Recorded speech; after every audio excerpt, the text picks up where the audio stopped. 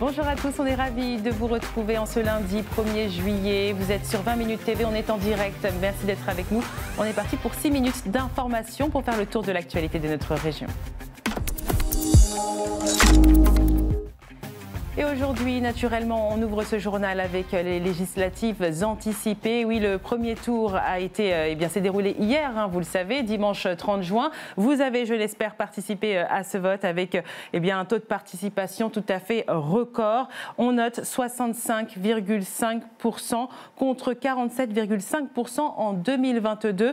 Un taux de participation record que l'on n'avait pas vu depuis 1986. C'est dire à quel point les Français se sont sentis concernés. Bien sûr, toute l'Île-de-France était présente également pour se rendre au bureau de vote. Alors justement, nous allons voir ensemble les résultats qui sont apparus hier entre 20h et 21h. Le Rassemblement national est arrivé en tête au soir du premier tour des élections législatives avec, vous le voyez, 33,15% des votes selon les résultats définitifs communiqués par le ministère de l'Intérieur. Le Rassemblement national et ses alliés pourraient être en mesure d'obtenir une majorité absolue à l'Assemblée nationale. Une première dans l'histoire. Il serait en mesure d'obtenir de 255 à 295 élus. Vous le voyez ici sur cette carte que l'on a pris soin de préparer pour vous. Vous le voyez, 33,15% pour le Rassemblement national. C'est clairement un grand moment de l'histoire. Les leaders politiques ont d'ailleurs tous pris la parole dans la soirée et de Marine Le Pen d'ailleurs qui se félicite avec Jordan Bardella qui se voit déjà Premier ministre en passant par Jean-Luc Mélenchon et Gabriel Attal. On vous a préparé un petit récap de leurs annonces. Regardez. La démocratie a parlé et les Français ont placé le Rassemblement national et ses alliés en tête et ont pratiquement effacé le bloc macroniste. Tout d'abord, comme responsable politique, je me félicite de la participation si élevée qui donne une force particulière aux résultats de ce soir. Les Français ont ainsi, dans un vote sans ambiguïté, témoigné de leur volonté de tourner la page après 7 ans de pouvoir méprisant et corrosif. Dimanche prochain, si les électeurs nous accordent une majorité absolue pour redresser le pays, j'entends être le Premier ministre de tous les Français, à l'écoute de chacune et de chacun, respectueux des oppositions, ouvert au dialogue et soucieux à chaque instant de l'unité de la nation. Nos candidats portent en eux la flamme et l'énergie de ceux qui se battent, peu importe les vents contraires, peu importe les circonstances, dans un objectif et un seul, faire gagner nos valeurs et faire gagner la France, motivés par un attachement viscéral à la République, une détermination absolue à conjurer les inégalités de destin et un engagement total pour faire avancer notre pays.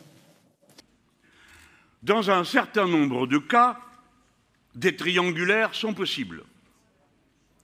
Conformément à nos principes et à nos positions constantes dans toutes les élections précédentes, nulle part nous ne permettrons au RN de l'emporter et c'est pourquoi, dans l'hypothèse où il serait arrivé en tête tandis que nous ne serions qu'en 3e position, nous retirerons notre candidature. En Île-de-France, on observe une poussée du Rassemblement national. La Macronie recule nettement, balayée par justement ce parti. À Paris, néanmoins, la gauche résiste. Le nouveau Front populaire termine en tête dans 13 circonscriptions sur 18 de la capitale pour ce premier tour des élections législatives. 9 candidats de l'Union de la gauche sont élus dès le premier tour. L'ancien ministre de l'Europe et des Transports, Clément Beaune, a été éliminé dès le premier tour, battu par le socialiste Emmanuel Grégoire. Le premier adjoint à d'Anne Hidalgo à la mairie de Paris a été élu avec 50,87% des voix contre 32,78% pour Clément Beaune. Vous le voyez ici à l'écran, figure de l'aile gauche de la Macronie.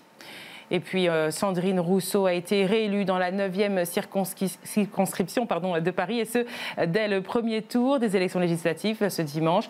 La candidate du nouveau Front populaire a obtenu plus de 52% des voix exprimées.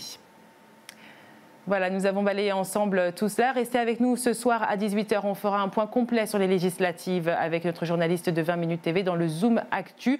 En attendant, eh bien, de belles éclaircies, et oui, vous le voyez en Ile-de-France, vont arriver avec du beau temps un petit peu partout. En tout cas, des belles températures jusqu'à 22 degrés, voire 27 même dans le sud de notre région. Et puis, vous le voyez, 22 à Versailles, 21 à Nanterre, comme à Meaux. Et on passera bien sûr une belle journée, en tout cas, qui ne sera pas sous la pluie. Merci d'avoir été avec nous. On se retrouve dès ce soir, je vous l'ai dit, à 18h en direct pour le Brief Info, suivi du débrief et oui, des Zoom Actu sur notre région. À tout à l'heure.